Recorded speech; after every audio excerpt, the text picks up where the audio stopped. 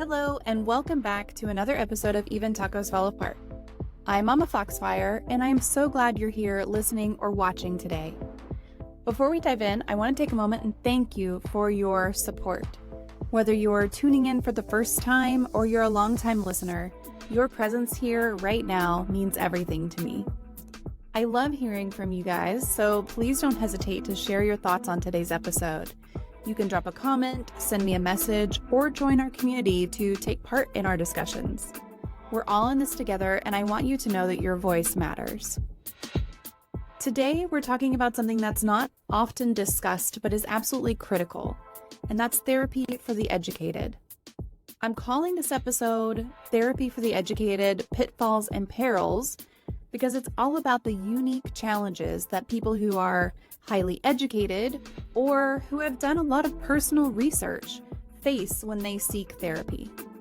It's about the friction that can happen when a client knows a lot about their own condition and the therapist isn't ready for that level of engagement.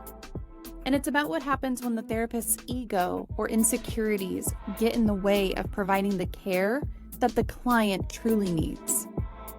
Therapy is supposed to be a safe space where we can be vulnerable, explore our feelings, and work through our struggles. But what happens when you're smart, educated, or just really well-informed about your own mental health? You might find that some therapists aren't as welcoming as they should be. They might feel threatened or uncomfortable when a client walks in with a stack of research or a deep understanding of their own issues right off the bat. And they might even see you as a difficult client, someone who's going to challenge them more than they're used to. And that's when things can go wrong. In today's episode, I sit down and talk with Jessica Medina, a licensed marriage and family therapist who's no stranger to these challenges. Some of you know Jessica's been on the show with me before, and every time she joins us, we dive into some real, gritty conversations about the realities of mental health. This time we're focusing on these specific hurdles that educated clients face in therapy and how those hurdles can turn into pitfalls if they're not properly managed.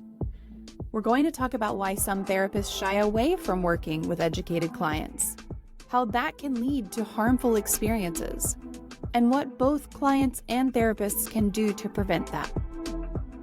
If you've ever felt like you weren't being taken seriously by your therapist, or if you've been dismissed because you knew too much, this episode is for you.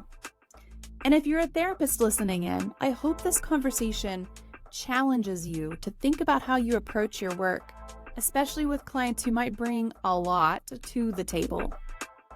This episode isn't about sugarcoating or tiptoeing around tough issues, and it's not about blaming the client or the therapist. It's about confronting the reality that therapy isn't always a smooth process, especially for those who are highly educated. But it's also about finding hope and solutions.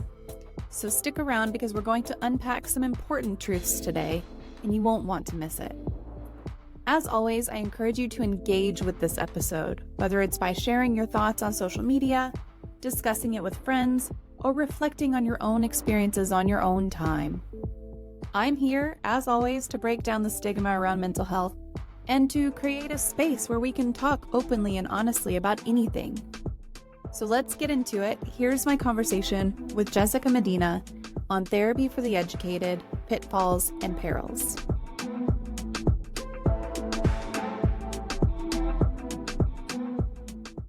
Oh, okay. Hello. Welcome to another Mental Health Monday. I am sure y'all all recognize our guest for tonight because holy shit, this is the 6th time she is joining Even Tacos Fall Apart. She joined us even before it was called Even Tacos Fall Apart. So she is just, basically the guest of honor every time she comes on here. So please help me welcome Jessica Medina. Yay! Thanks for joining me again, Jessica. This is going to be fun. So happy to be back. Yeah, absolutely. Hey, Bite, how are you today? Okay. Oh, a sunflower? Yes. So sunflowers, which you have on top of your little head. Those are my favorite flowers. It's been. Oh, that's awesome. Not easily, but They're my Etsy. favorite flowers because they turn their little heads every day to face the sun, and I think that that's just great. And it's just like they're following the sunshine, which is wonderful. So, Watch. I'm gonna be outside like yes, absolutely. If you go outside with that on, you have to be. Well, y'all, I am super excited for tonight's topic. It is going to be a little bit of like a deep one because of the way that it came about, which I'm going to get into. But I want to introduce Jessica. For those of you who haven't been here before for any of her appearances, Jessica Medina is a right, I know, is a licensed marriage and family therapist. She loves creating innovative and fun pop culture based therapy interventions such as Roblox, Animal Crossing, and Inside Out. Jessica uses techniques like mindfulness, play, geek culture, and pop culture to explore the chaos that can be everyday life, which, as y'all know, we always have chaos here, and Jessica always has chaos in her life too. So she has extensive experience working with kids, teens, and adults, school-based counseling, trauma, anxiety, divorce, depression, OCD, grief, LGBTQIA+, and alternative lifestyles, suicidal ideation, self-harm, and healing from difficult family dynamics. So like I said, this is her 6th time joining us, and Tyrion is bringing the chaos today. He really is all up in my face. So Jessica, like I said, thanks for joining. I do have some socials. If anyone is looking to connect with Jessica, feel free to do so. I'm going to pop those into the chat. And they didn't go to YouTube, so I'm going to do that one manually. 1 second here. There we go. Okay, now they're in for real in the chat. So if y'all are looking to connect with Jessica, feel free to do so. We are going to be talking tonight about therapy for the educated. I'm calling this the pitfalls and perils of that. And Jessica has super generously agreed to join me on a very last minute notice. And Jessica, I'm basically out of like icebreakers for you at this point. So we're going to start with, what is your favorite life hack? Oh, that's a hard one. Full disclosure, since last time I've been on here, and now I am pregnant. I'm about 6 months pregnant.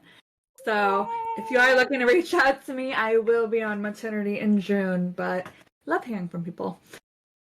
Okay, so my favorite life hack. I have a lot of them. My favorite one would probably be looking at my chores like, well, I have two. Looking at my chores like I'm visiting Costco in the sense of executive dysfunction, and whiteboards are life. And I'll kind of explain what I mean by that. So for me, executive dysfunction is a bitch. It's kind of like, the way I explain it, I know I need groceries. So I pull up to Costco, I'm in the parking lot, walking up, get through the doors, and I'm like, holy fuck, that is a lot of options. I don't even know where to begin. Turn around, get back in my car, and go home. And nope, not today. Even though I know I really need to do the thing, and I really want to do the thing. But a lot of times, especially lately, that I'm tired all the fucking time, my body looking at like any chores, even if it's a great thing, like going out to LA and trying new food, one of my favorite things to do. But when my brain goes, oh my god, all the choices, the car ride, oh my god, where do I even begin? So then brain goblins say it's not fun anymore, not going to do it, bye, avoid it like the plague. So I view it as going into Costco, but starting at just the samples. Not going all the way to the back or not going aisle by aisle, but starting a task as just a bite-sized sample. And what I mean by that is, say I have a 15-page paper due. I don't miss grad school at all. I wouldn't start with the whole 15-page paper. I wouldn't even start with paragraphs because that's daunting as fuck. I would start with bullet points. And then from that, turn it into an outline with bullet points. And then change those into sentences. But I'd only do a bite-sized chunk each time I touch it.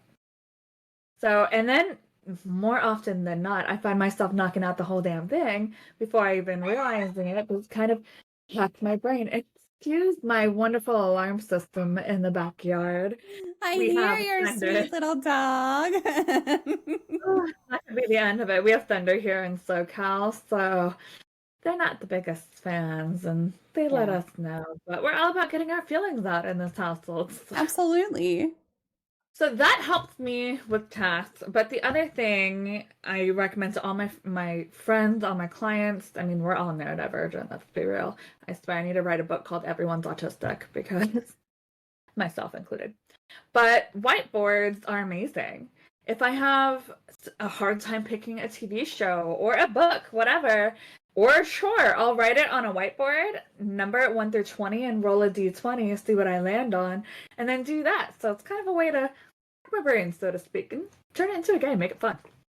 I love that. And I think it might have been you who was talking about the D20 and chores with your kid. I don't remember if that was you, and if it's not, Probably, then I'm sorry. Yeah. But like just being able to say, I'm gonna roll some dice and let fate decide whatever number that lands on is great. I do something really similar with my kids. I don't like to decide what we're having for dinner. If I'm not craving something in particular, I'm like, well, I don't want to make something that other people aren't going to like. I'm not going to make something I don't like, no matter what the choices are. So I always tell my kids, like, okay, here are your options. Y'all narrow it down to 2. And then one of you is going to pick a number. And I will, in my head, be like, okay, if they pick an even number, it's this one. If they pick an odd number, it's this choice. And so it's like giving them that, okay, narrow it down to what you both could maybe agree on if there are a couple of options, and then pick a number and I'll decide from that. But it's really not me picking. It's just me going, this one's evens, this one's odds, pick a number. I love that. It's even saved my marriage and relationships. So often, like every couple, we disagree on what to watch, what to eat. So typically he'll pick one thing, I'll pick another, and we'll rock, paper, scissors it. And we've done that for so many things. It's great. It's a fun I little game, love too. that. I love that. That's great. I mean, look, rock, paper, scissors works great too. And I will say, like, doing it that way also. So last week, my 17-year-old and he's driving now, but he's not quite to the point of driving far distances, and his therapist is very far away. And so we love his therapist. So we drive very far to get to her. And we were driving there and we were talking about what we wanted for dinner, because after therapy, we always get something or we go eat somewhere because I'm not cooking when we get back. We get back so late and it's like, there's just no energy there. So, we were like, well, what do we want to have for dinner tonight? Do we want Taco Bell? And he was like, well, maybe Schlotsky's or a Taco Bell sounds good too. And I said, okay, well, do you want me to assign numbers and you pick a number? And he said, no, because I really want Schlotsky's and I don't want it to land on Taco Bell. And I'm like, there you go. That's the thing. It kind of tells you, if you get something and you don't like it, you can still be like, nope, I'm doing the other one, because that's what my heart just told me. Is that I really want Schlotsky's. I don't want Taco Bell. Of how it works. Yeah. Hey, that's what you gotta do. Oh, that's right. Okay, so Bite Mark, when Bite Mark's kid was trying to figure out what pronouns worked for him, he was rolling dice to pick his pronouns for a full week. And then he would roll for new pronouns the next week to like try them on, basically, to see like, how does this feel for me, and live with it and sit with it. But it was rolling dice for that. I knew it was something. Oh, that is great. Okay, well, I want to get us into the topic today. And what I want to do is just go ahead and read the comment that prompted this topic, because this is a listener topic that came to me just a couple of days ago. And someone reached out to me and said, hey, I loved your interview with this one. It was the interview with Justin Bethany. She was like, I loved your interview with him. You're a great interviewer. And we just started talking. And as we were talking, I could feel like a little bit of angst in her, I think. And I asked, is there something specific that you're wanting to know more about? And her comment back to me was, can you do an episode on how therapists approach smart and educated clients? They usually call them hard and try to ditch them by referring out. Can you also talk about ways therapy can be harmful sometimes? Mm-hmm. So I recognize that is a difficult topic, and it speaks from what I get from that is just a lot of frustration, and just kind of based on experience for her. So I wanted to hop on with someone awesome, and I reached out to Jessica, and she was like, fuck yeah, let's do it. So here we are. So Which I think is exactly verbatim what I said. yes, yeah, it probably is. So kind of to warm us up a little, what would you consider to be a highly smart or well-educated client?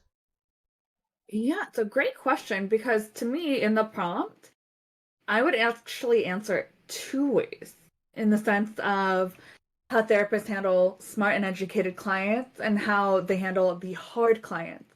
Because at least on my end, I've seen them be two completely different populations with some intersection. So what I consider a highly smart and well-educated client to be, that's super suggestive because let's be real. While I am smart in therapy and psychology and sciences, I'm dumb as shit when it comes to math. So, highly smart and well-educated, I like to see it as not necessarily experts, but for lack of a better term, experts in their field, in their area. Whether it be in their job or whether that be in their education. So well-educated, I would say college educated, but some therapists might define that as master's level or doctorate level because most of us are master's or doctorate level. But the field as a whole, I would say highly smart and well-educated client to be someone with a high productivity job or someone who is in a high position in their job and someone who is college educated, master's level or higher. At least what I've seen defined by my colleagues. Yeah. Do you think also so I have depression, I have anxiety, like all these things that I'm dealing with as a result of trauma. And do you think that someone who's willing to like put in the research on those topics could also be considered well educated in those topics after they start therapy or maybe before they start therapy? Like, is there a scenario where I am not educated in the mental health field? My degree is in business and marketing. Right. But is there a scenario where like maybe you've encountered a client who says, I've done all this research on my own and I want to talk through it with you? Do you consider that to be well educated, or is that just kind of maybe well informed? Might be a better term. I consider that a mix of both, well educated and well informed. In the therapy world, I think that would be disagreed upon. Because that alone, I've seen looped into the hard or difficult client, where they come with a preconception, and I've seen a lot of personality disorders be labeled as hard and difficult, with borderline personality being one of the most that's referred out. The clientele that gets referred to me is neurodivergent clients, which I've seen are the hard or difficult clients as well. So I see this question kind of in both veins, in someone who has a high demand job, wealthy, so to speak, and well educated versus neurodivergent as well. Yeah. Yeah, and I mean, I think that's a fair thing to say. Like, there is quite a difference between you're educated and what you're an expert in. That's why you're an expert in it. Or you have this highly demanding job or whatnot. And then, that doesn't necessarily make you a hard client. But I mean, I will say, like, with my therapist, there have been some times where I've said, I read this study and she said, shut the fuck up. Not in those terms, but I mean, we've got a great relationship. So, but it's like I bring her a lot of things, and it's not necessarily always something that's helpful, but I bring it from a very like, I'm curious about this. Have you looked into this?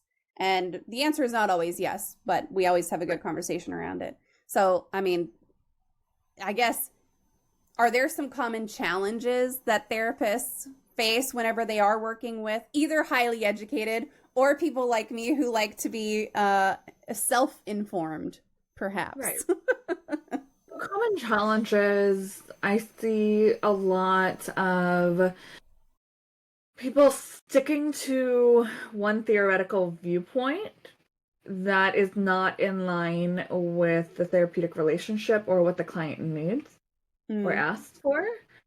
I also, so like a lot of inflexibility, like say someone's like super psychodynamic or dead set on just DBT techniques or CBT or ABA, where they might not be flexible for someone who requires more nuance, like neurodivergency, for example.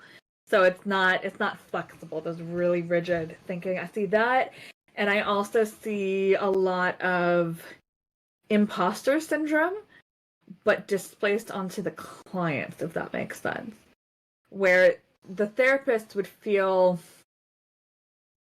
a blow to their ego and refer out because they feel like they can't work with a difficult client who's going to challenge them.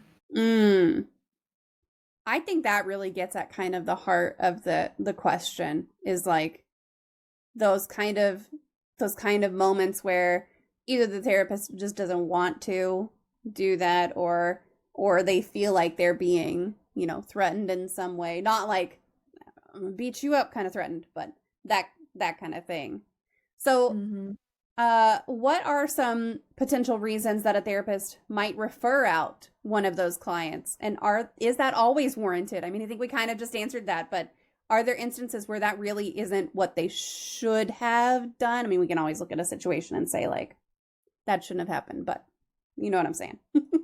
Right. I mean, if you see the Facebook therapist page, this is all up on that shit. And there's a lot of times where people are like, you need to either refer out or consult with someone more knowledgeable, and the person like doubles down, and it shines light on what we're talking about here, where therapy can be harmful. But I've seen more, people not wanting to work with like hard clients, like the highly educated. I mean, shit. Both myself and several of my colleagues have had difficulties finding a therapist for ourselves, because not a lot of people want to work with therapists, even though we're people too. And it's seriously not as daunting as it seems. So I think that is one of being seen as a shit therapist or feeling incompetent. But it might be the schedule conflicts, because I have run into that sometimes with my highly educated clients as well, where they have a really high demand, but it also requires a deep knowledge of how to work with burnout, despite the client still being in their job. I mean, you can't tell a client with a high demand job who has no intention of leaving their job of, hey, this is burning you out, you need to leave your job.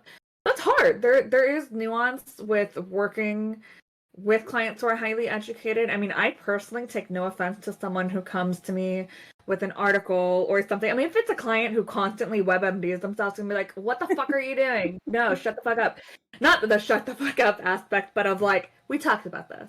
Like, is this in line with what we're working on? No, we're rabbit holing. Like, let's not. But also, I'm a chronic illness person myself who has mystery diagnoses, and to be taken seriously by my own clinicians, by supervisors, even in the mental health field, and doctors, I had to be well informed and well educated, because the specialist that I was seeing didn't know jack shit about what I was dealing with or even talking about. So I personally am not intimidated by it, but I think that's a huge factor of it, is feeling intimidated, feeling like our competence is going to be questioned. And let's be real, not a lot of people on this planet, let alone therapists, can handle that ego blow. I mean, I work with kids. I have no ego anymore. But I think that's why. It's feeling like they don't know enough, or that their competence is going to be questioned. Yeah. So it's interesting to hear you say, like, as a therapist, it's sometimes hard to find a therapist. Like, you would, I mean, I guess from the outside of the profession looking in, I would think a therapist would love to work with another therapist as a client. That's not the case. That's a difficult thing. It's definitely not the case. I mean, I even see that treating the kids of other therapists, which is the majority of the referrals and clientele I get. But I personally have even seen it where I would not hear back, and I've seen it in other Facebook groups as well, of a therapist reaching out and not hearing back, and then having the husband reach out and the husband would hear back about the same exact issues. Now, I don't know if it's like a gender thing. I don't believe so. But yeah, as a therapist, I've even tried it myself of not saying what I do and saying what I do, and I get responses back when I don't share what I do, which is bullshit. Wow. So you think it's just like, oh no, I don't want to, that's a can of worms I don't want to open? That's a bummer. Oh yeah. Because I mean, if I were to go to therapy, I wouldn't talk about anything to do with my work. Yeah. But yes, it informs what I do because I'm a therapist, but that's not what I'm there to process. And I think that's where a lot of other clinicians get stuck, is kind of trying to predict or assume what the conversation is going to be. Yeah, that makes sense. I mean, that's a bummer, but it makes sense. Right. Okay, I've got a couple comments in the chat. I think we need a command for this one, growling.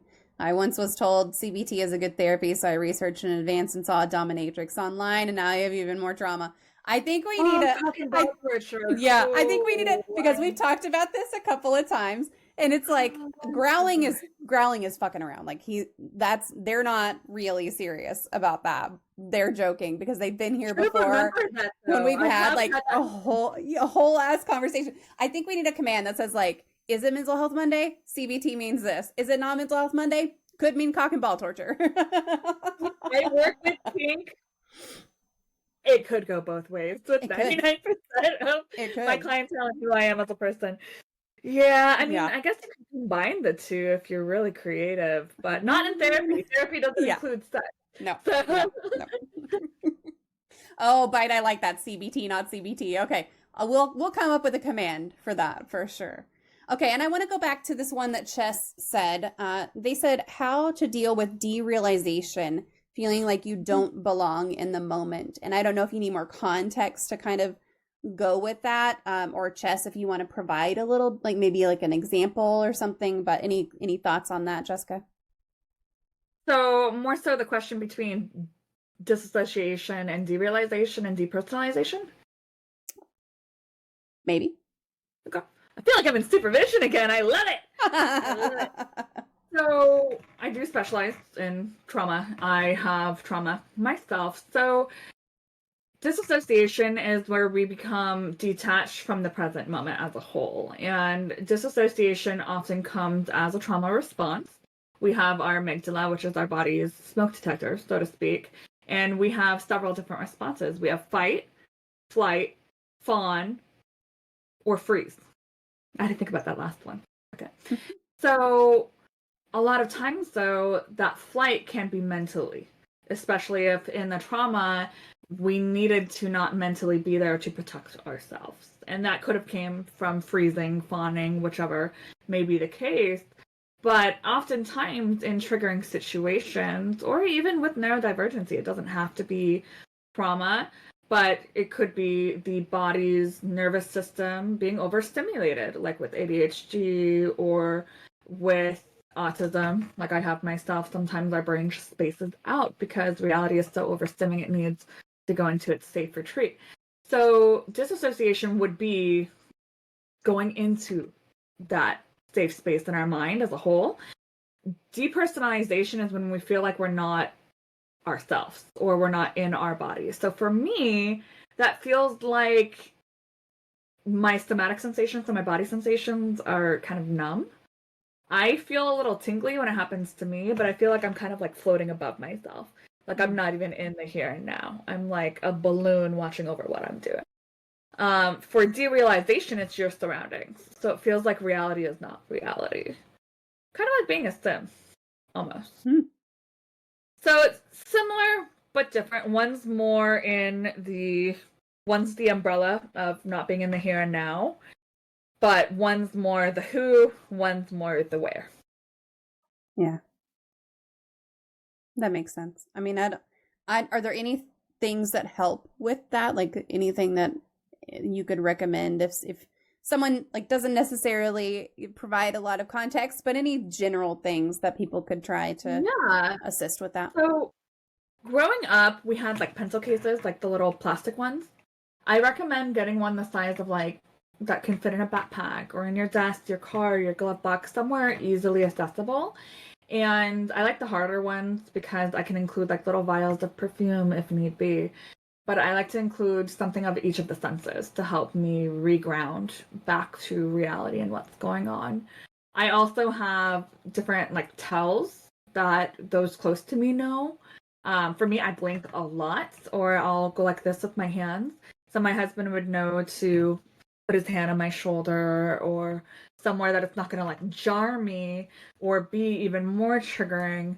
And then he'll remind me to use like my self-care box. And my self-care box has something of each of the senses. So like mini little Play-Doh, which by the way, now this time of year is perfect to shop for a self-care box because of like Wow. Easter basket toys and Oh, whatnot. yeah. Yeah. The dollar section at Target, they have like fucking everything this time of year. Mm-hmm. But bubbles are great for breath. I like the mini little perfume bottles, like teeny tiny. Personally, I collect them. They're amazing. But having like something like that in there, or if you get like Ulta or like the makeup little advertisements that have the perfume page with the strip, Mm-hmm. you can cut those into little squares and put that in there too. But that has helped me the most when I'm disassociated. Yeah. Yeah. I think having, first of all, something that you've built specifically for yourself that you know is going to help. Like if you know these are the things that are going to help me most. And whether, like Tib is saying, a plain cockpit where you can just flip all the switches. Like if you know that flipping switches is something that helps you, or if you know that something like having Play-Doh is something that's going to help Right. you, whatever you know is going to help you, having that set aside when you're not in that space. Like don't we talk about this sometimes for depression or anxiety or things like that. Like, don't try to come up with solutions when you're in a darker space. Like, No. do it whenever you're feeling good. Do it whenever you're feeling whole. Do it when you're feeling safe. And that way you can really put some thought into what's going to help you. Um, and then also having someone who can say, okay, I recognize what's happening to you, whether that's a spouse, whether it's a parent or even a child sometimes, not that you want to Right. put them into that responsibility position, but my kids know, like, if I'm touched out for the day, they know not to touch me. Like, there are things you can say, Right. like, dun, dun, mm, mm. So just having that community around you, whoever's around you, be a little bit more aware, and sharing that with them, I think, can really help also. So that's great. Exactly. And then Tib's got another question in the chat also. Let me know if this is off topic, but how does one convey oneself confidently but not giving egotistical or know-it-all vibes generally? For example, when seeing a professional, I try to explain what I know on the topic so they can tailor their advice and info in the short amount of time with them, but it sometimes comes off wrong. I don't think that's off topic. I think that's straight on topic. It's right on topic. Yeah. Any therapist who's intimidated by the information you bring into the room, in my opinion, and I don't care if I'm attacked for this, is shit. Straight up. That is your time. Now, if you're coming in and you straight up were like, hey, I need to process my dog dying, and all you're talking about is like your neighbor or whatever, it's on the therapist to redirect towards goals. But I like even asking a question of like, hey, what's going on with the neighbor? Are you getting anything out of this? Like, do you want to go back to talking about your dog? Things like that. But for me, the more information, the better. I like to ask, like, hey, have you ever been assessed for neurodivergency? Or what was it like with past therapists? Have you ever been in therapy before? Tell me more. And I have clients who come in with fucking CVS receipts of what they think is going on, and I take it to heart. I look at those things, or I educate, and you know what? I don't think that's what's going on because of this, this, and this, or I think it's more in line with this because of this, but my clients are the experts on their lives, not me. Period. No matter how many years of training I have, no matter how many licenses I hold, I'm not the expert in my client's life. Plain and simple. And anyone who is intimidated by that or feel like they are the experts in everything to do with the client is honestly not client-centered. And I'll die on this hill. I think it's a good hill, honestly, because if you go in and like I said, I do with my therapist. Like, I take her shit all the time. Okay. So that's how we roll together, and that's good. It works for me. But she doesn't always say like, this is what it is. Sometimes she'll say like, let's talk about why you thought that was a good idea to bring today. You know, and being able to have that open, honest conversation instead of being shut down is really important. And I think that goes for any situation, but especially a therapist relationship. Like, you should be able to talk to your therapist about things that are bothering you, or things that you're thinking, or things that you feel, that you perceive need to be discussed, as long as you're also open to hearing what they have to say back. You know, that's the other part of that, I think, that we haven't talked about, is you as a well-informed / well-educated client need to be willing to receive more education and more information and take it in and adjust your understanding as well. Exactly. Which, you know, I think the onus is more on the therapist in this case to be receiving and facilitate that a little bit.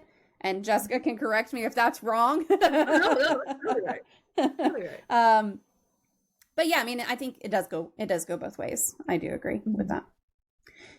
Oh, I love this. One of the things we added to my kid's mental health box was a list of things he might need from other people, so he could point to the thing if talking was too much. That's great. Like, I need a hug, or I need a snack. That's really good.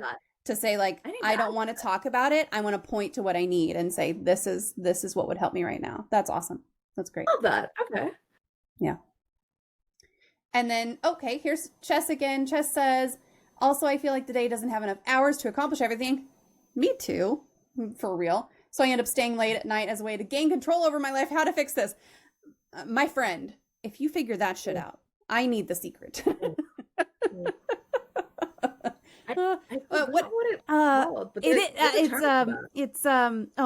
It's revenge procrastination. Wait, hold on. Is that right? Wait, that might not be right. Hold on. Revenge procrastin. I'm just Googling what I think is right, so this is going to be confirmation bias, but revenge bedtime procrastination. Yeah. I deal with that all the time. I mean, I find that often occurs on the days where I'm not taking advantage of my breaks. And what I mean by that is, if I'm on my break between clients and I'm like, okay, I need to do this for my business, I need to reply to this email, I need to do that, and I'm not just stepping away for even just 5 minutes, I don't feel refreshed. I feel like I've been working the entire time. So that the only time I do find solace or silence, in my case, is when everyone's asleep and no one's calling me, no one's messaging me, and then my sleep hygiene shit because I'm online engaging in the stuff I wish I engaged in during the day. So my advice for that, not that I typically give advice, you know, as a therapist, I try to stay away from that word, but schedule breaks and actually take them. Even if it's like 5 minutes, even if it's in the car on the way to something, on the way home, while taking a shit, whatever, go on TikTok if that's your comfort cozy, read a book if that's your comfort cozy, cherish those few minutes to yourself. Yeah. I feel like many of us probably do this, especially in the community that we've built around Even Tacos Fall Apart, because we're all up at like 3 a.m. typing in the server and saying like, y'all should all be asleep, and then everyone's like, you should be asleep.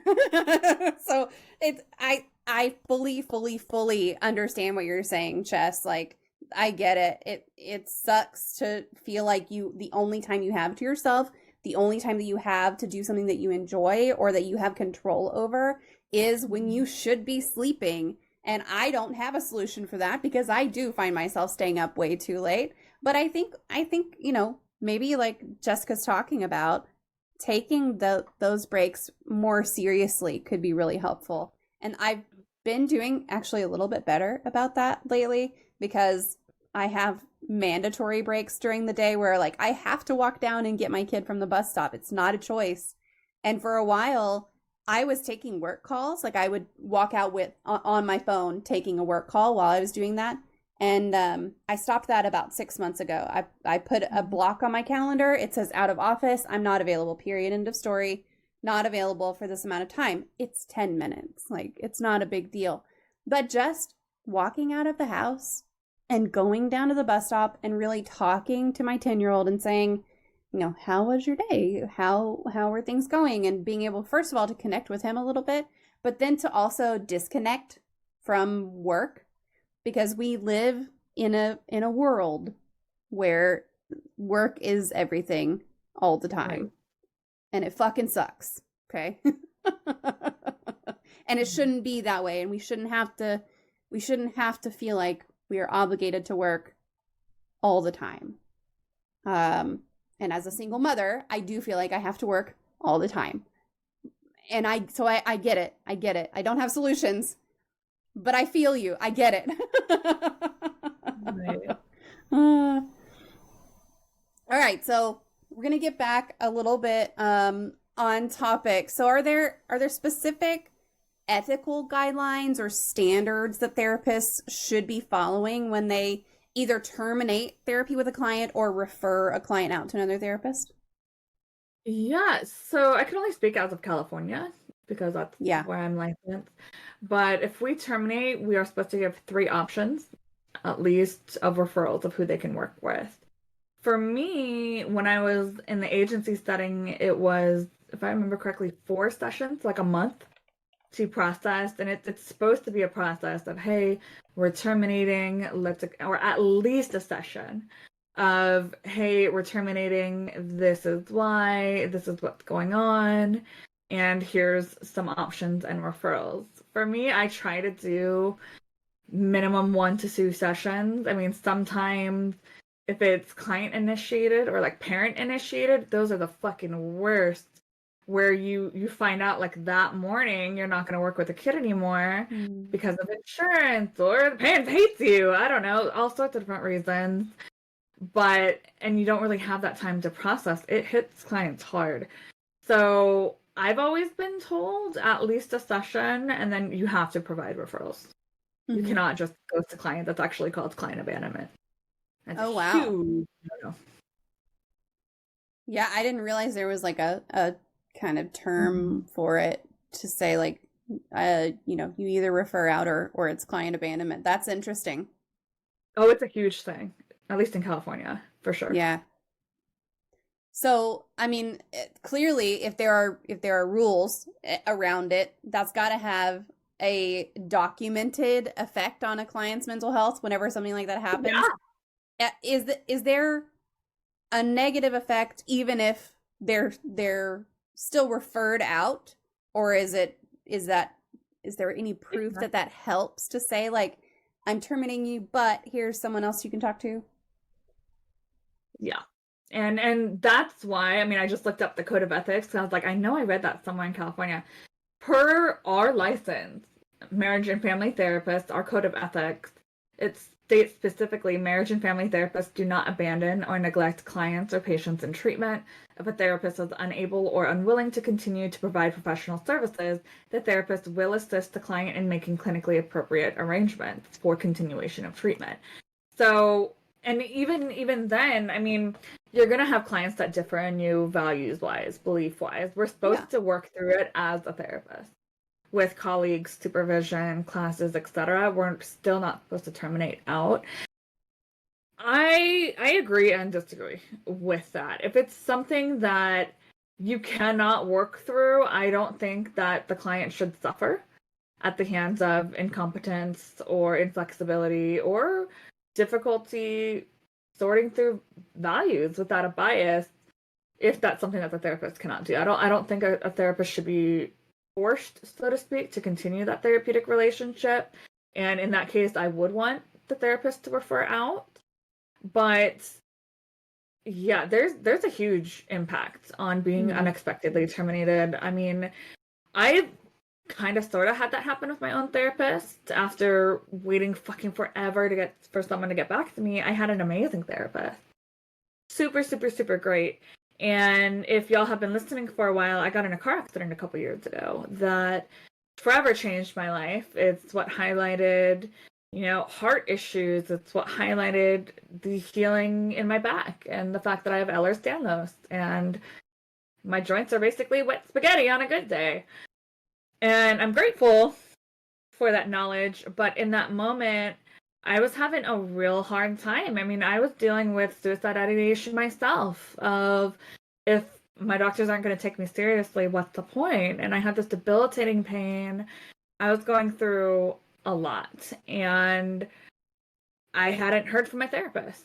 And I had told her, hey, I'm used to people canceling last minute or sucking ass at communication if they can't make obligations.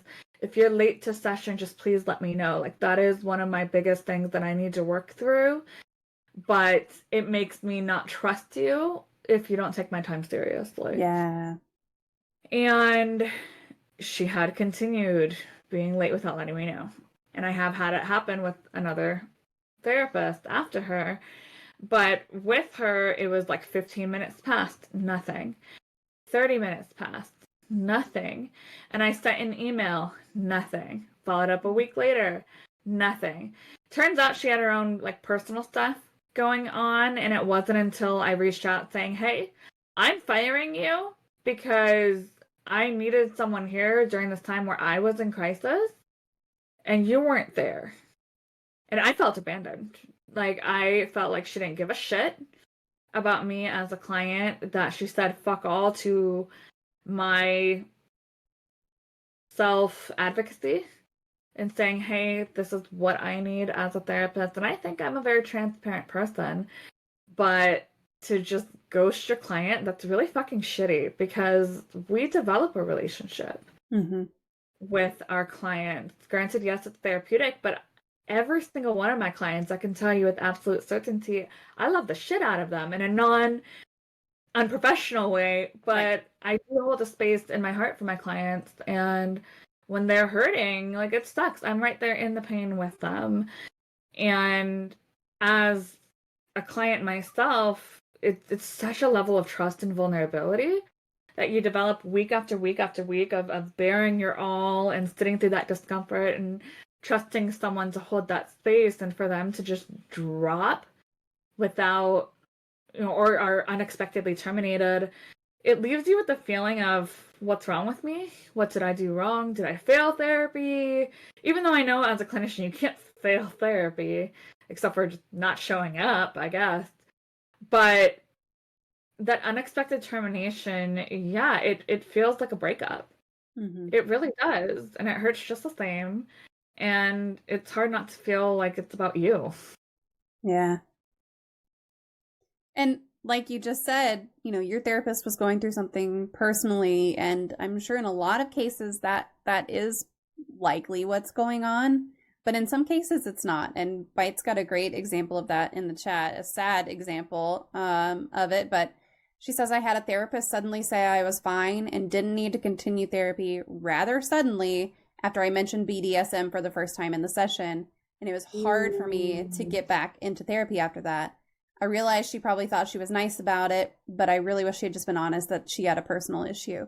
And that is something that, yeah, like, if you've got a problem with something that I talk about in therapy, like, just fucking tell me, hey, I wasn't comfortable talking about this in particular, and if you want to continue, that's fine, but I need you. Like, a therapist can set boundaries too. It's not just a client that can set boundaries and say this subject is off topic or whatever. A therapist can also set boundaries. But in line with that, in the same vein of not harming our clients, if that's something like, say you're in the kink community, or that's a huge part of, I mean, I work with alternative lifestyles. Full disclosure, I used to be in the kink community professionally before I was ever even considering being a therapist, and I felt like I couldn't discuss it with my own therapist. My old therapist was an old white dude who I didn't feel was even remotely in touch with what I was doing in my life. And if someone said, hey, you're magically fine right after I talk BDSM again, I'm going to know or assume, incorrectly or correctly, probably correctly, that I touched a button. And the values were not in line, but that's exactly what I mean, where if your values don't align and that's something your client needs to process, refer them the fuck out. Be honest, be humble. Because you are doing your client a disservice by not having that conversation of, hey, I'm not well versed in this area. I think you would really benefit from speaking with someone who is more knowledgeable in this area, or hey, I own up to the fact that I have a bias. You know, I have Christian values, which would never come out of my mouth, but say like, I have Christian values and I really want to make sure that you're able to openly share and process through this, and I don't think that I'm the right fit for you in this moment. It's not you, it's me. No, seriously. Here are some colleagues who are in line with that. That's what a good therapist should do. Yeah. But a lot don't want to step back and instead are like, oh, you're fine, whether they're afraid of that confrontation, maybe, or they're afraid of it being reported against their license. I don't fucking know. But to lie to a client saying, oh, you're magically fine, magic wand, boom, all because someone brings up a culture, subculture, belief, interest, etc., that they're personally not comfortable with is shitty. Yeah, that really is. Yeah. And I'm glad that I'm glad you worked through that and found someone who aligns much better with that. And there are tools, if anyone is wondering. I think we have a command. I think if you, now I'm not sure what it is. I think it's !sex positive, but that'll point you to a therapy finder where you can find sex positive kink allied therapists. There are tools that can help you find folks who are willing to, yeah, there you go, right there. See, I was right. Ha, for once. You do exist. There are therapists who are not intimidated by this topic, or who are knowledgeable about this topic and will process it with you. Yep. And Bite is the one who helped me set up that command and everything. So like, I know that it really works. So there you go. I did find a new therapist afterward. She's great and totally worth the struggle to get to. And that's what it takes. But y'all know I had a terrible first exposure to therapy. And I didn't go back for many years. Like, you can have a bad experience. Yeah, you can have a bad experience with therapy. It can turn you off. If I had not gone through something highly traumatic, I would not have ever gone back to therapy. And I'm so glad that I did. I'm so glad that I did. And I, like Bite is saying, she found someone who was worth the struggle to get to. I found someone who was worth the struggle to get to. And it was great. But, like, therapists have a lot of power over whether someone is receptive to therapy in their future or not. And I don't know that that necessarily comes across in these kinds of situations, unfortunately. There are great ones out there. There are also shitty ones out there.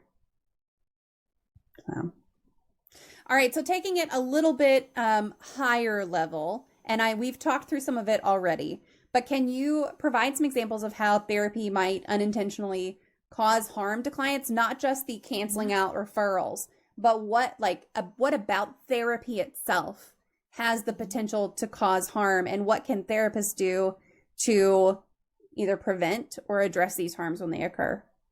Yeah. I mean, I think it all boils down to power differentials. And that is a huge, huge part of ethics. Because if we have someone who's leveraging sex, for example, and that's why they say sex or therapy should never include sex. Don't fuck your client. Plain and simple. Yeah. But also, it's, and that's why if we get like a DUI, for example, we lose our license. A lot of people don't know that. But if we get anything that's like a felony, that shows that we do not have rational minds to make sound judgments for the safety of society. So anyone who uses that power differential to either not report abuse going on, or be the perpetrator of abuse, or doing things like breaking up marriages on purpose so you can sleep with the client, or maybe you don't like the male or the female or the partner or whatever in a couple's client, so you sabotage it. It's using that power that you hold as a therapist to cause that harm. or taking the trust that someone has placed into you and lying, like the BDSM case as well. It's using that power that you hold to cause harm. And that's fucking shitty. Yeah. Are there any cases where, like, in the normal course of therapy, it could cause harm just, like, passively, kind of, I guess, is what I'm asking? Yeah. Not like therapists intend to cause harm or do something unethical, but in the course of cognitive behavioral therapy or dialectic behavioral therapy or any, EDMR or anything like that, is there a chance or an opportunity that could cause harm innately? Yes. And we see that a lot with like ABA, CBT. ABA is applied behavioral therapy. CBT in the kink community is cock and ball torture. But here is cognitive behavioral therapy. I hate and love how cock and ball torture came front of mind faster than cognitive. It does for me as well. I'm just saying. But I think it's putting theory, kind of like what I touched on earlier, putting theory before the client's needs. And what I mean by that is sticking to like applied behavioral therapy, which uses a lot of CBT techniques of thought, behavior, consequence. This thought was bad. I personally don't think thoughts are good or bad, but it's what we do with that information and how we self-regulate it, whether it be self-sabotage or self-soothing. But a lot of times with like neurodivergency, for example, using something like ABA, applied behavioral therapy, of saying you need to act this way because it's normal, it's like classically conditioning a child to behave to a command like a dog, and that's fucked up. And trying to condition someone to be neurotypical when they're hardwired not to be. And I've seen so much harm done with that. I mean, shit, my husband used to do ABA as a practitioner, and it wasn't until I got diagnosed, but also we became more knowledgeable about the field that we're like, ooh, that's not. And I get a lot of clients who are harmed by that. And a lot of my clientele are people who had shit experiences in therapy, and that's probably why I take pride in leaning into pop culture and specializing in the areas that I do, because my clients all the time say, oh my God, I feel so heard.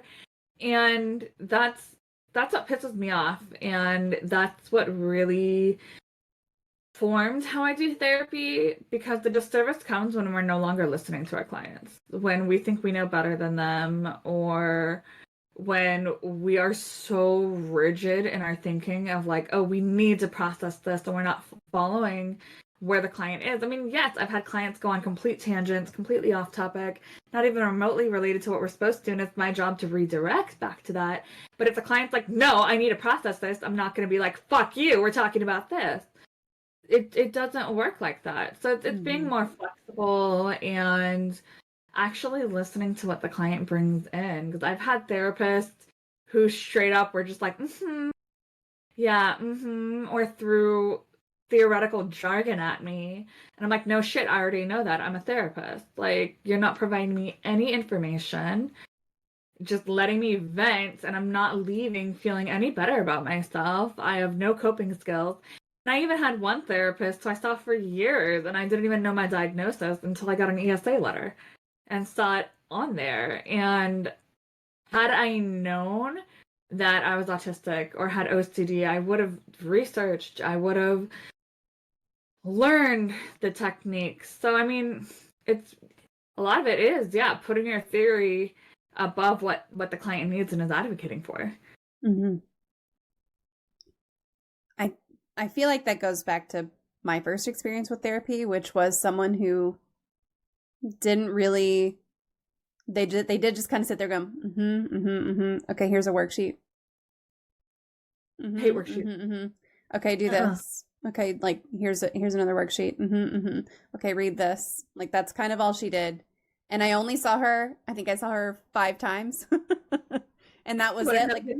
Like I tried but at the time, this was a very long time ago, I thought that's what therapy was. Like, it was my first experience with it. I thought that was what it was supposed to be. It was kind of what was portrayed in the media at the time also. So it fit with my understanding. But it was just very like, okay, this is the worksheet that I already had pulled for you. And at the beginning, like of meeting you, I set aside these worksheets, and that's all I'm going to do with you is just these things. There's never any adjusting, never any like anything like that. So that what you're describing speaks to me. Right. It boils down to, I mean, that's one of the major red flags. If you're not feeling heard, if you're Yeah, not feeling heard, if you're not feeling understood, it's okay to fire your therapist. yeah, It's okay. It's not okay for your absolutely. therapist to fire you and ghost you, but it's absolutely okay to fire your therapist. Yeah.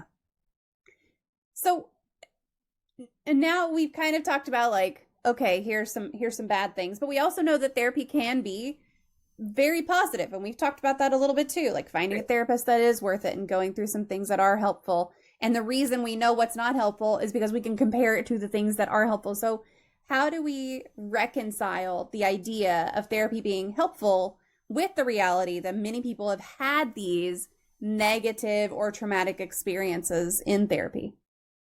Right. I went through this myself, where Mhm. after my own shitty therapist, I was ironic because I was a therapist. I was like, fuck therapy. Therapy doesn't work. While I'm working as a therapist, right? Or going to school at that time to be a therapist. And what it took for me was kind of a mix of defining who I was as a therapist, but also realizing that there's so many different approaches to Mhm. therapy. And for me, I wanted to try them all. I was kind of like a dragon collecting interventions, so to speak. Them to So, me. right? So I think of my clients in those moments who are like, oh my God, you're not like other therapists. And I'm like, oh, thank God it's not all shit. Because I remember the saying, C's get degrees. C's get degrees in grad school too. It doesn't take a lot to pass those classes. They're not hard classes, and I still have seen my colleagues fail them.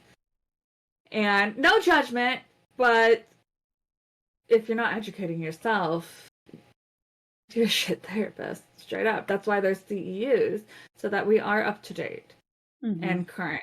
So for me, what helped me was the self-information or the research on my own and learning, okay, I know I'm neurodivergent, or I have a hunch, at least TikTok tells me so, in some of my clients, and they go on Reddit forums, they research it, and then they come to therapy with that, or they find therapists who are talking about neurodivergency in that lens. I found most helpful for me. So as someone who's pregnant, searching for a therapist yet again for postpartum, which I know I have depression. I know postpartum depression is probably going to come up. I know pregnancy rage has been a thing. So I've looked at different therapists who specialize in pregnancy or maybe holistic measures because I'm more holistic leaning, or in my case with my chronic illness, finding people who even know it exists or knows what it is. And it can be exhausting. I'll be the first one to say it. It's fucking exhausting to get rejection after rejection or no responses. I mean, I've seen people who have Psychology Todays that are up and updated and all that shit, but yet you won't hear back from them. And I hear time and time again, oh, I reached out to 10 therapists, I reached out to 5 and heard from no one. I mean, shit, as a therapist, it's happening to us too. Yeah. Not receiving clients, but trying to get our own therapist, right? Mhm. So research the different modalities that are out there. There's art therapy. For me, I love that shit because I don't like talking through my emotion. I'm a therapist. I intellectualize the fuck out of my emotion. And for me to be able to process, I need to turn my brain off. So what has helped best for me is psychedelic assisted therapy versus talk therapy.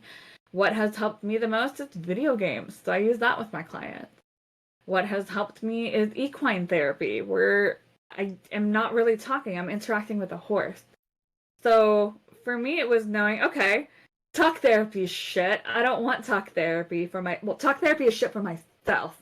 Yeah. I do talk therapy for a living, but with talk therapy, it didn't work for me. I knew it didn't Mhm. work for me. I knew, no offense to old white dudes, I knew old white dudes were not coming from the place of my lived experience. So I wanted someone who was alternative. I wanted someone who was more holistic. So it's knowing what I needed and advocating for myself and trying to find therapists that were aligned with that. That's been helpful with kind of pushing against that negative or traumatic experience, and also knowing I could fire their ass at any time I don't like it and find a new one. I think that last point of saying like you can fire, don't give up. Like you can say this is not working for me.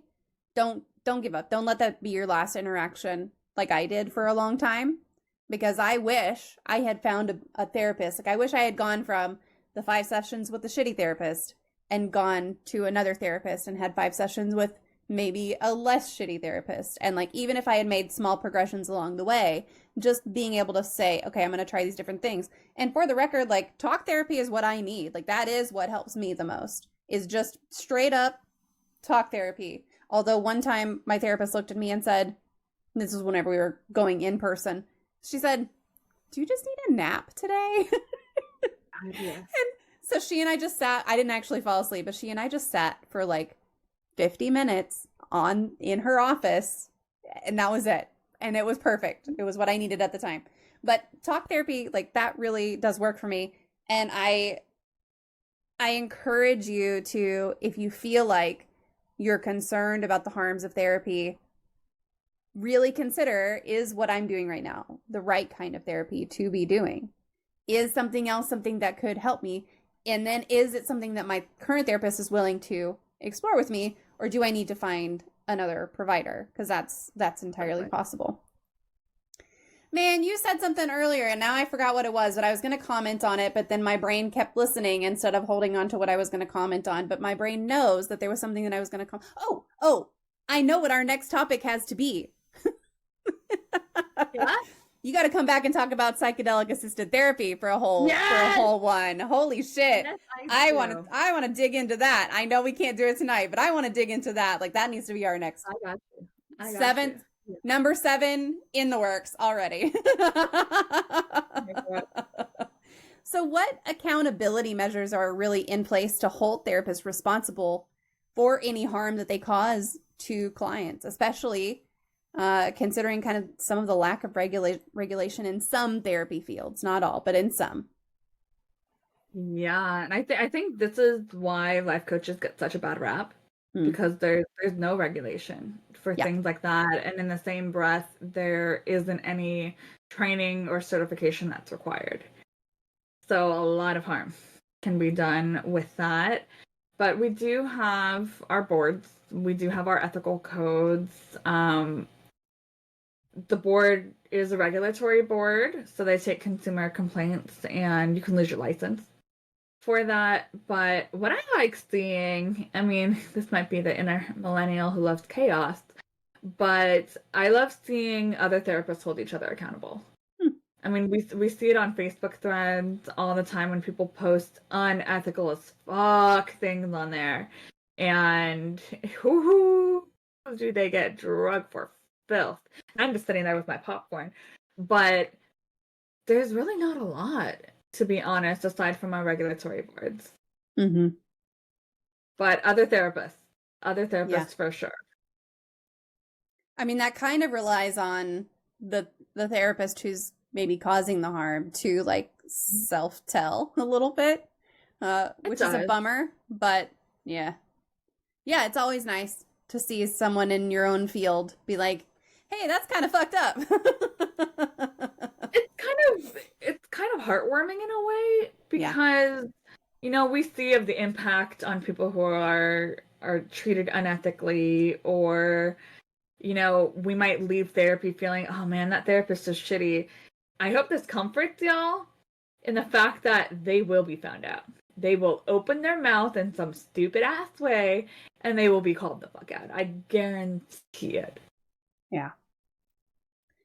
Are there any resources or support networks that you would recommend that are available for folks who have been harmed by therapy, or even just experienced being dumped by their therapist? Is there anything out there? Not to my knowledge. Not to say it doesn't exist, but I've seen a lot of camaraderie in the geek therapy community because we're used to being outcasted and not understood by society as a whole. So if I could recommend, I would recommend the geek therapy community because they know what it's like to I love that. But I'm sure there's support groups. I just have not heard of any personally, right off the top of my head. And you're talking specifically about like geek therapy. That's the group that you're talking about. So first of all, like if y'all don't know about geek therapy, I remember that. Yes, yeah. If y'all don't know about geek therapy, I don't know why you don't know about geek therapy. I'm about to post their website in the chat right now because they're wonderful. They've got a website. Also, the tags is coming up very soon. You're speaking at tags too. Huh? I am speaking at tags this year. Yeah. Yeah. We're both feeling, yeah. Oh, nice. Okay, what's your topic? What is my topic? Using video games as SELs and IEPs. Oh, I love it. Okay, so I'm talking about a client's journey of using video games for self-care. So I love it. That's awesome. But geek therapy is wonderful. Yeah, I was just going to say in a few weeks I'm going to be at WonderCon talking about the same thing. Ooh, fun. Nice. Yeah, that's exciting. That's awesome. Oh boy, I'm going to say this wrong. Can I just call you Cake? Kuroneko Cake says, "Hey Jessica." But yeah, geek therapy is wonderful, and they've got a great Discord, and there's all kinds of really wonderful, lovely people in there. And it's actually how I originally met Jessica, was through geek therapy. So look, beautiful people are in the geek therapy community here. So all right, so we're wrapping up. So if anyone has any more questions, make sure you get them into the chat. But this is the impossibly rare 6th magic moment. So you've already done this 5 times, but if you could wave a magic wand and eliminate one more common opinion, misconception, or theory surrounding mental health, what would it be? Oh, I knew what we were going to talk about. And I had no problem coming up with ideas of what to talk about and what to explore. But this fucking question gets me every single time. And I was roaming around the house and I'm like, what haven't I talked about? Like, I don't even know. And I was asking my loved ones, like, what could I say? But it actually came to me in my own experience about how maternity leave, the stigma around that and the thought about that is that it's only for physical. And sometimes not even that. It's about baby bonding. But I have read somewhere that it takes 2 years for our bodies to go back to normal post-birth. And I mean, I challenge that with that. I don't think our bodies can ever go back fully to normal because that's a big change and a big life shift. But one thing I've seen during pregnancy that I wish more people were aware of is how lonely it gets. And this is not a woe is me thing by any means, but both before birth and after birth, I'm seeing a lot of this because my algorithms are algorithming on every single social media platform. But it's something I didn't even know existed until I reached out to my cousin who was pregnant not too long ago, saying, dude, does it feel lonely to you too? And she's like, God, yes. And I'm like, oh my God, shit, I didn't know this. Because so many people are focused on the fetus. And with every single check-in with all of my family, well, not all of my family, but most of the people in my interpersonal network are like, how's the baby doing? Any updates? I mean, I do have a select few that always ask how I'm doing. And that means so much. But I'm also at the age where a lot of my friends don't have kids. Or I do have friends, but their kids are way older. So there's not really that intersectionality. They don't know what to talk about with me because they think my life is all pregnancy and all of that stuff. I mean, I'm known as a stoner. So in my friend groups, not going out and going to like weed hangouts, for example. Like there's one in West Hollywood of Woody Harrelson. I can't do that. I can't go out to bottle shares like I would for St. Patrick's Day. And my life has changed because of that, but not a lot of people have checked in on the personhood behind that. And there's still so much that changes after giving birth, and that, again, all the focus is on the baby, not the mom who went through so much for 9 months and then is further alienated in a way. So I wish more people would realize that maternal mental health is a thing, especially during pregnancy and post, and it's not just postpartum. Yeah. It's so much more. Yeah. I think that's absolutely valid because it's tough. Like I have talked very openly about my postpartum depression, and had it not been for a badass rockin' OBGYN who really understood me, saying like, girl, go, you're gonna go see this person. I'm helping you set up an appointment right now. Like I would have just suffered because I thought that's just how it was. And Right. her like seeing me as a person and what I was going through instead of just like, how's your body and how's the baby? It took that to really kind of check in, and no one in my life had really done that. And not Right. that the onus is on other people to take responsibility for my mental health, but no one had done it. And it was like, I think that was at like my 6-week appointment or something like that. And so for 6 weeks, I had really been in this realm of suffering that I didn't necessarily need to be in, because it was fixed super quick with medication in my case, for postpartum. Now, my chronic depression that came later, not so much, but my postpartum depression was very responsive to medication. So like, yeah, that's just. Oh, I'm absolutely going back on my psych meds the second I can. And Oh yeah. that's another thing people don't realize. Like, we can't take a lot of psych meds that actually help. And like for me, my ADHD is fucking through the roof, mixed with pregnancy brain. So most days, and like right before this, it was the most chaotic, like, head moving ever. And that's every day of my life where I don't feel one with my body. Like, the depersonalization is absolutely fucking real. And I personally crochet to push past that because I'm touching something, but I'm also able to kind of, for me, overthinking pushes me into disassociation. So turning my brain off, as counterproductive as it sounds, helps me reconnect to my body by doing something monotonous, kind of like EMDR almost, but with yarn. But it feels so weird. And then at six months pregnant, like, this kid is moving way more than they say it's supposed to move. It's supposed to move, like, he's supposed to move 10 times in an hour. In the last 5 minutes, I felt kicks damn near every other second.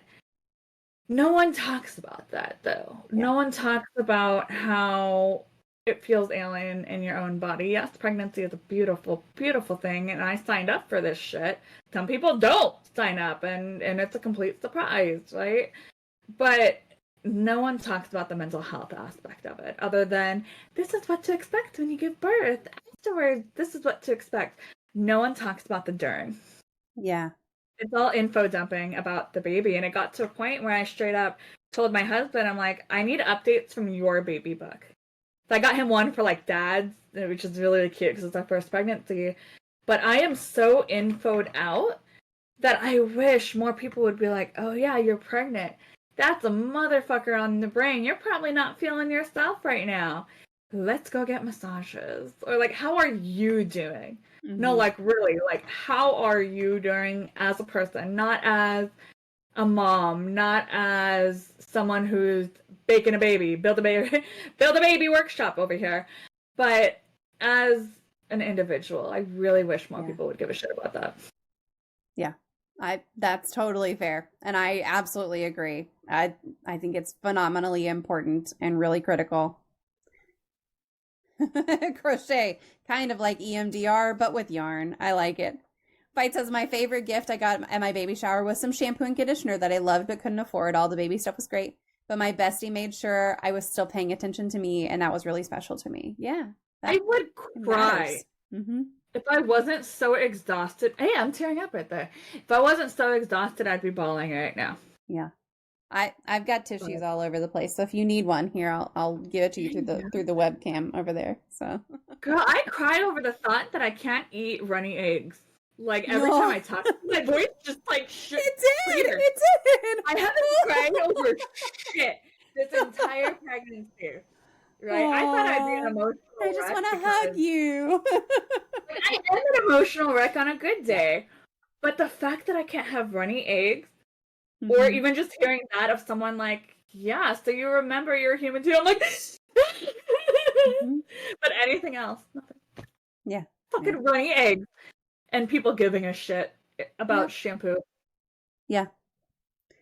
Look, I wish I could tell you that gets better after you're not pregnant anymore, but honestly, like, I cry at ducks swimming in a pond, so I can't tell you that it gets better. I cry at any puppy videos. So. See? Exactly. I am not the only one. No, I didn't think I was the only one. It could be the most depressing, like, love story movie ever. Saddest shit. The only thing that got me was, oh my god, what's his name? He comes up with Somebody You Loved, I think. Oh my god, his name is escaping me. He's British or Scottish?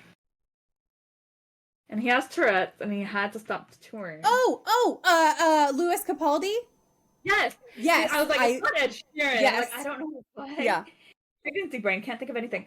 His music video with the dog and the old dude. Yeah.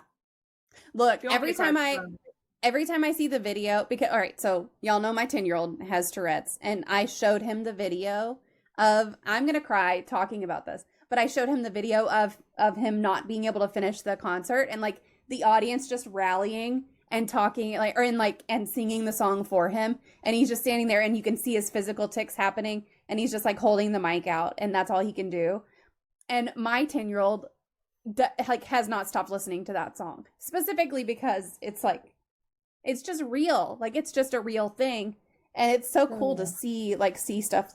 Listen, I cry all the time. It happens. Okay? I love the community together like that, though. It really is nice. Songs are huge, but yeah. Any other and now it's gone. Like, that's it. See, there and gone. No big deal. Okay, so Bite says, I didn't ask my normal question, which is usually, what is your favorite poem? Because you've been here a bunch, but I guess a variant could be, what is your current favorite poem or song, etc.? Shit. I should have known this was coming too. I would say, that's hard. Oh, that's so hard. I mean, Johnny Be Good, but I'm biased with that one because my kiddo's name is Jonathan or Johnny.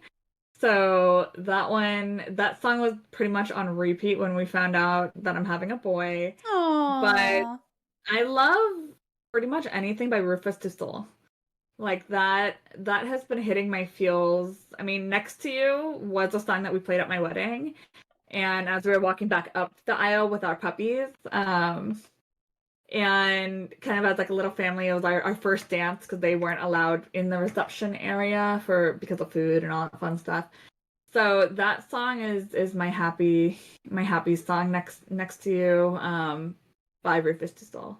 Or Next to Me. My pregnancy brain is glitching, but look, it happens. It's a feel good song. He wrote it for his wife for his wedding, and it's really nice. Aw, that is really cute. I like that. And then Growling says, regarding video game theory, have you ever bumped or touched on the fact that the entire point of 99% of modern video games are centered on winning by killing or violence? I wonder if that plays into how you pilot the experience. No. Yes and no. Because a lot of times we don't have, I could do a whole another episode on this. My husband's probably like, woman, you said 7:30. But no, we were planning on playing video games right after this. So that's my self-care. But video games as a whole that have violence, it's been proven, do not cause violence or aggression. And I can talk for days on this. But at least for me, I'm in control so much of my daily job. Or I play the most boring fucking game with my younger client. I had a game where I had to role play as a chicken for an hour with a younger client, and it's sometimes so mind-numbing that I just need to destroy something. And it's safe for me to do so and cathartic in a game where I can kill people. And for me, it's not about the death, because you're going to respawn, but a lot of times it's about feeling like you have power and control when IRL you probably don't.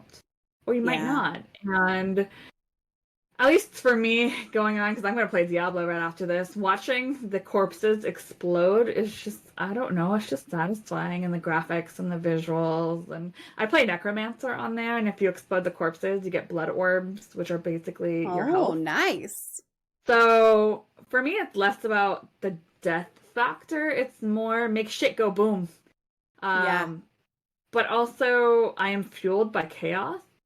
So I love survival games. I love games that give me that sense of rush and adrenaline, because I'm so used to sitting in trauma and fucked up cases, very high crisis clients, that it's nice for me to go into a world equally chaotic and fuck shit up.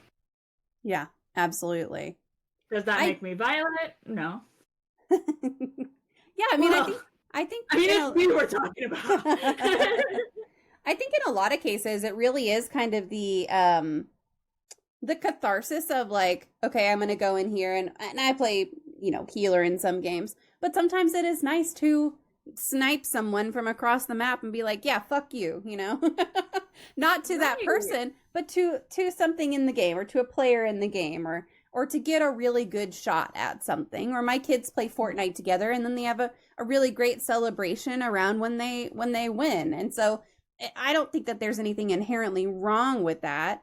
I think that there could be plenty of cases where like you get so wrapped up in a video game that it becomes unhealthy, but it's not about the violence. That's about it becoming kind of an obsession. Yeah.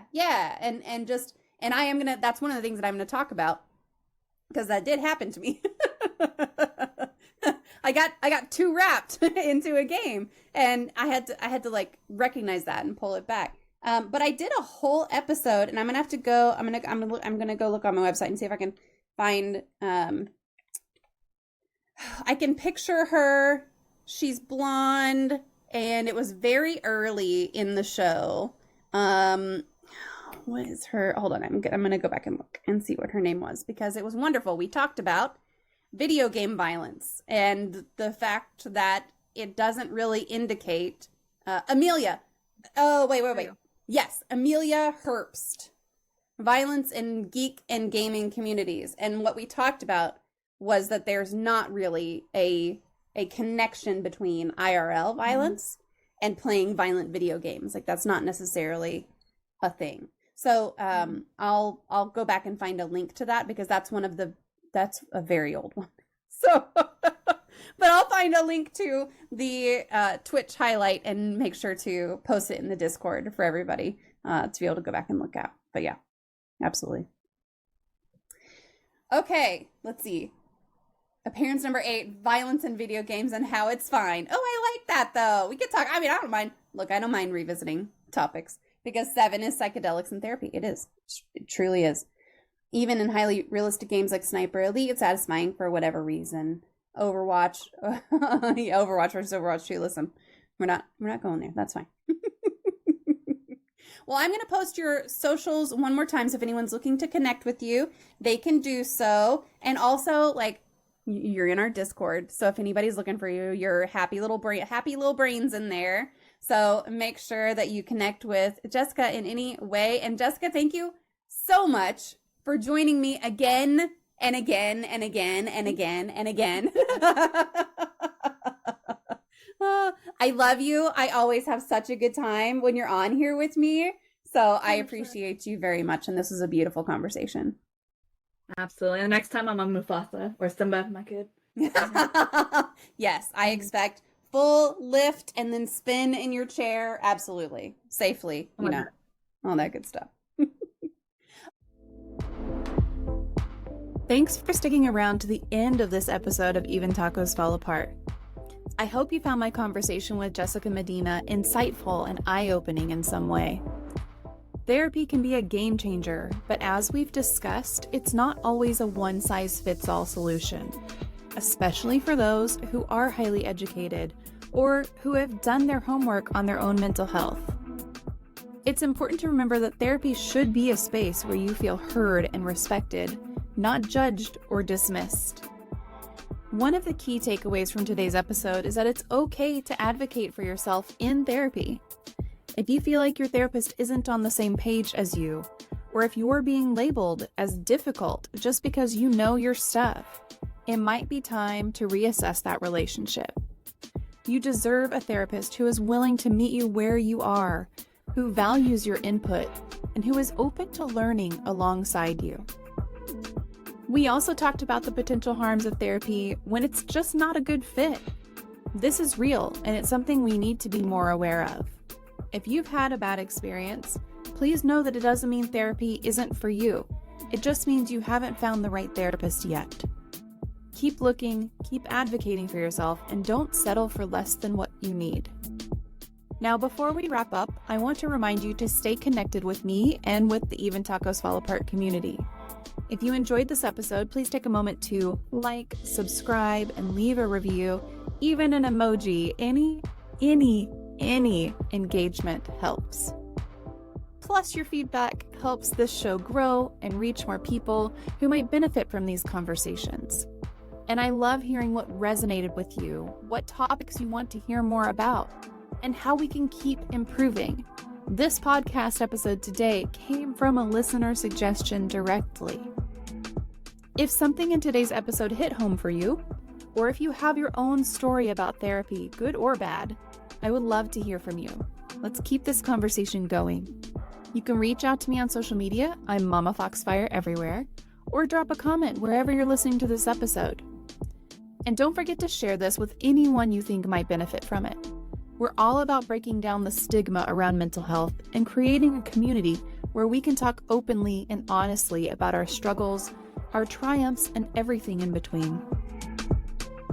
Thank you so much for being here, for listening, and for being a part of this community.